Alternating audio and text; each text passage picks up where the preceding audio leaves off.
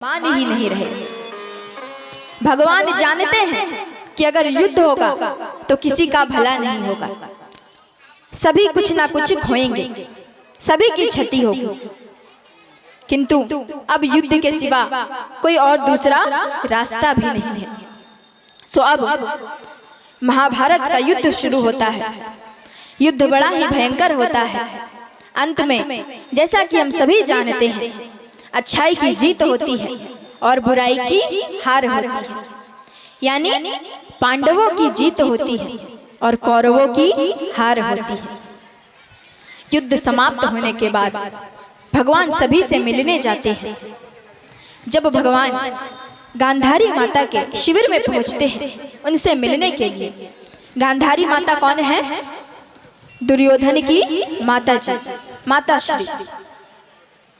जब वो एक गांधारी माता से मिलने पहुंचते हैं तो वे बड़े ही क्रोध में थी, बड़ी ही उदास थी। वे भगवान से कहती है कि मोहन, अगर तुम चाहते तो इस युद्ध को रोक सकते थे, किंतु तुमने मेरे पूरे कुल का नाश करवा दिया। अगर तुम चाहते इस युद्ध को रोक सकते थे, लेकिन तुमने ऐसा नहीं किया। जाओ, मैं तुम्हें श्राप देती हूँ कि जिस प्रकार मैं तड़प तड़प कर रोई हुई, मेरे कुल का नाश हुआ है, जाओ तुम्हारे भी कुल का नाश हो जाए। और देखिए, भगवान ये बात जानते थे कि गांधारी माता से उन्हें श्राप मिलने वाला है, और ये बात जानते हुए वे जानबूझकर उनके शिविर में गए थे,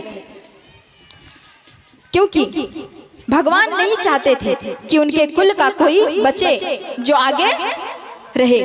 क्योंकि आजकल के साधारण व्यक्तियों को इतना घमंड है, तो अगर वे भगवान के बच्चे रहते तो ना जाने उन्हें कितना घमंड होता, वे सभी पर कितना हुक्म चलाते। इसीलिए भगवान ने जानबूझकर ऐसा श्राप ग्रहण किया।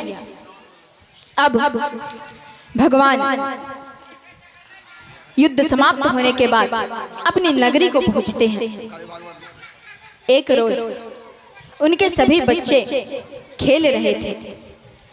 खेलते खेलते ना जाने उनको क्या सूझी, कुछ साधु संत बैठकर वहां चर्चा कर रहे थे, भगवान की बातें कर रहे थे।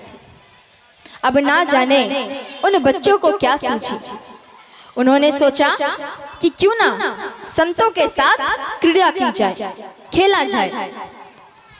तो बच्चों ने क्या किया, एक पुत्र को साड़ी पहनाकर उसके पेट में कपड़े को बांधकर और संत के पास ले जाते हैं और संत से पूछते हैं कि हे महात्मा, अगर आप सच्चे महात्मा हैं तो बताइए कि मेरी पत्नी के गर्भ में लड़का है या लड़की।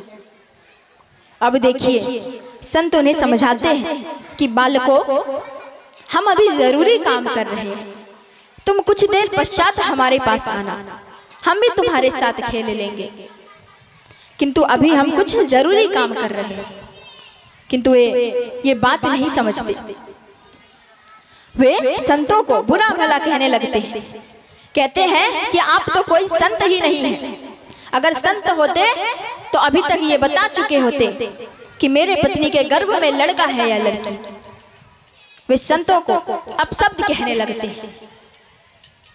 संत बहुत देर तक अपने क्रोध को शांत रखते हैं, ये जानकर कि ये भगवान के बालक हैं। किंतु वे अपने क्रोध को ज्यादा देर तक नियंत्रण में नहीं रख सकते। उन्होंने